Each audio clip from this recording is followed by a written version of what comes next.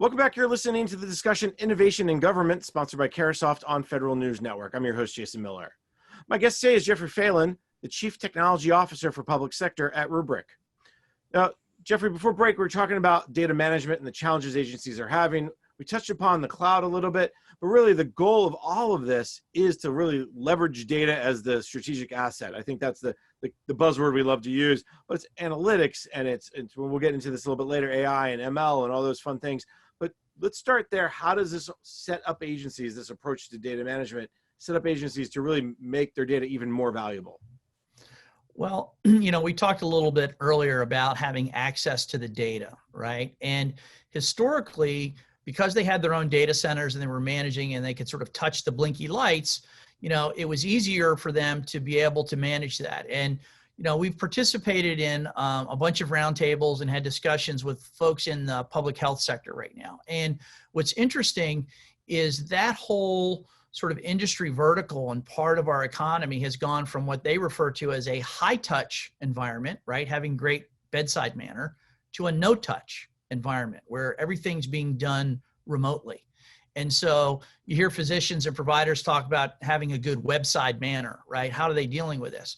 Well, what's interesting under the covers there is that data now, which historically has been in offices, in labs, in facilities, has to be available everywhere. It's got to be available on mobile devices. It's got to be available around the globe.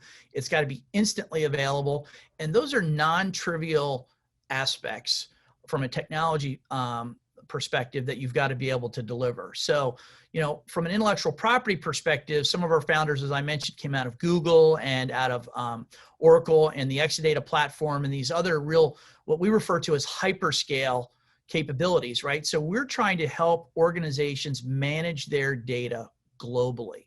And so when you start looking at security and access and instant availability of that data, now you get into some real game-changing capabilities that we want to help customers really understand. I think the healthcare perspective is really, it's a good example because, as you said, so much of it now is going to be looking at the data and helping people understand, oh, if you do this, you can feel better, or we have to change that part of your medication. Walk me through. So our agency is starting to kind of understand, when you talk to those 460 some DoD customers, they really want that end goal of data as a strategic asset. It's getting to that point, or at least starting to go down that path, was what the challenge is. Yeah, so they understand that it's a crawl, walk, and run, right? You can't boil the ocean. And I think it's very important that organizations in particular, they have to get some wins early, right? So we talk about hitting singles and doubles, because a large part of this really is the psychology of, can we do this? Is it going to be successful? Because in the federal government, reliability is paramount, right? And so when you begin to move your mission critical data out of an environment that you own, control, can see and touch, and maybe in many cases even work in, and you're now putting it out into a commercial provider's environment, or you're putting it into a partner's data center, people get really nervous about that, right? If you go into a meeting where most of the people in the room are dressed in camouflage, they really get nervous about their data sort of being what they call outside of the wire. That's why one of our key partnerships is with GDIT and the MilCloud 2 program, where they're running a commercial cloud service, but it's riding on the DoD networks, right? And so being able to provide commercial cloud services that effectively sit inside the DoD network infrastructure, but is on commercial parity from a pricing and capability perspective, is very exciting. So this is an area where we've really been able to innovate on behalf of the government, because a lot of times their acquisition models or how long things take to be able to actually get technology. It's, one of the things that's been frustrating that we've been helping customers in the government deal with is the fact that they'll have a requirement, right? Right now you talk about Operation Warp Speed. They're trying to make these capabilities available very quickly. And historically, it may take them a year or 2 years, sometimes 3 years, to be able to get their hands on that capability. And by the time they actually get it, they're already 2 or 3 years behind, right? From a release perspective. And so this is where working with partners, we're getting them the latest and greatest capabilities. And that's really allowing them to have this flywheel effect in terms of keeping up with mission requirements and making sure that they can deliver these services and provide data out to their customers as rapidly as possible. And in the end, really what we're talking about here is that piece of applying data to mission, let the mission owners get the data they need to drive decisions. When you talk about those early wins, and I think that's a key, we hear that often, whether it's technology, whether it's something like DevSecOps, or whether we talk about agile development, show that it can work. With data, there seems to be, you get wins every day, right? Every time I use data for something. Is there a difference between what you guys look at as an early win and what maybe the average person says, oh, well, I can do that, or that helps me make a decision? Is there kind of another level down of better decision making that you can help get them to? Well, I think it comes down to the strategic objective of that organization, right? So if you talk to leadership within the Department of Defense, the definition of success is like, we were able to close that data center down, right? Which means we've been able to take an application that's been running in our data center. We've been able to move it over to the cloud. We're able to get all of that data over to the cloud. It's fully synchronized and it's operational in production. And now they can turn that cost center off on the other side, right? So that's really an ultimate sort of success story. In other areas, organizations that maybe have struggled, maybe for them it's, hey, we've got test and development environments up and running, right? We were able to synchronize data back and forth between our current operation and the cloud. Sometimes it's with certifications, right? In our space, we talk about workloads, right? Maybe they can move their mail to the cloud, but they can't move their Oracle, for example, right? So it really comes down to every customer is different. And it's really important to help get a clear understanding of what success looks like, because they need to be able to report up their management chain. Here's the progress we're making. Here's what we've been able to accomplish. And here's how that maps back against, someone's got a dashboard somewhere with red, green, and yellow on it, right? And part of the challenge is there's a lot of these dashboards that have yellow and red, and they're putting really smart people and spending a lot of money on this problem, and they're not making the progress that they always want to. And that's candidly why we end up getting pulled into a lot of these operations and a lot of these initiatives, because we're automating a lot of that. We're reducing complexity and we're driving cost out, which allows them to move along sort of that progression that they need to be able to demonstrate to get the additional dollars and commitments from leadership. One of the other pieces to this is the data has to be in better shape so you can start applying these emerging technologies like AI, artificial intelligence, and machine learning. How does the data management plan, since we're talking about this in many ways, set agencies up for that longer term goal?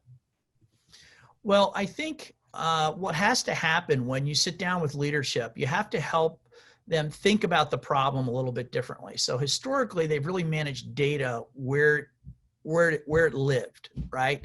So if it's in my data center on my premise.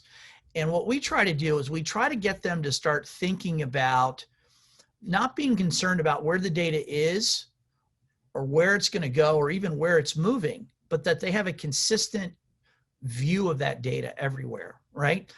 In our space, historically, organizations, in order to manage their data, they write all these independent jobs. So this application has to, I got to write 25 jobs to make sure I'm taking care of how many times it's replicated, when it's saved, where it's saved. Do I have a disaster recovery plan? Do I have high availability? All of that, very granular, right? And computers will do whatever we ask them to do. And so we're using people historically to write all of those steps. And one of the things that we bring in, as you talked about AI and machine learning, is we have this declarative framework, which allows us to use artificial intelligence and machine learning to automate that whole tradecraft, automate that whole workflow. So they don't have to necessarily think about that anymore. So a lot of organizations don't even understand that that's possible. So once we help them understand that they can get their shop in order on premise, and that, by the way, that same hierarchy and that same policy mechanism can be applied out into the cloud, that's when they start going like, oh, wow, I didn't realize we could do that. And that allows them to then begin to say, okay, we can now bring this other data over. We can make that data available because remember, they can't just move it without protecting it, right? And they need to have an understanding. If someone has to write, so we have a customer that they write 1,200 different incremental jobs to manage the data in their organization.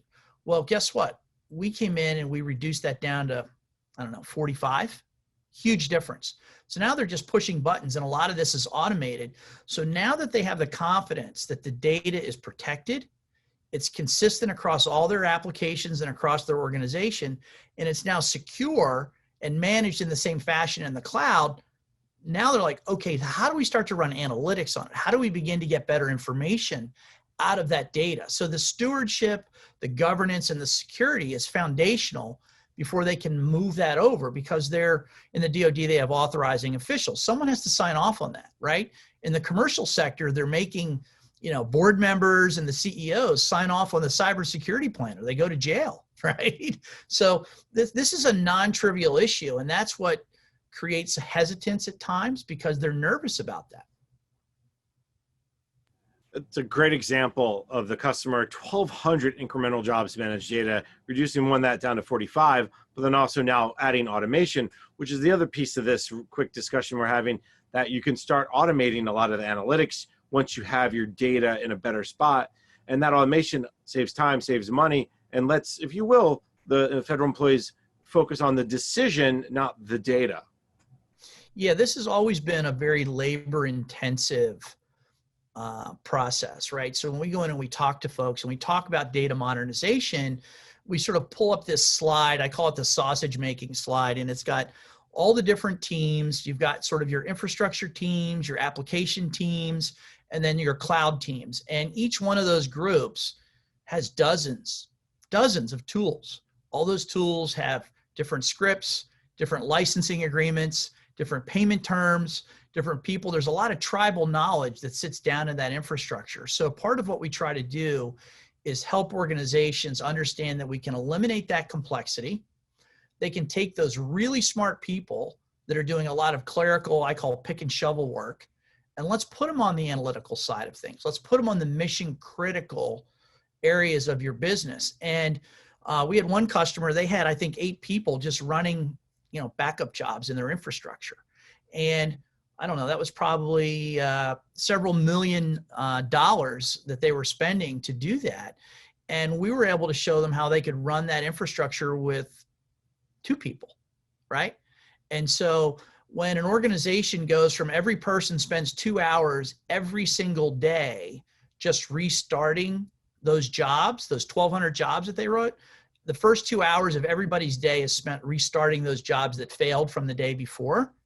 I mean, we have one customer where that went from 25% of their entire team's time down to about 20 minutes of one guy's day.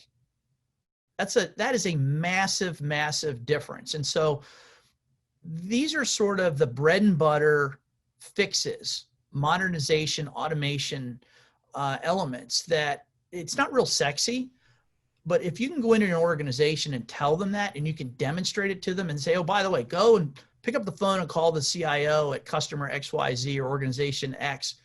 And they talk to them. They're like, yeah, it saved me 90% on my egress charges. I reduced my FTEs or my labor costs by 80%.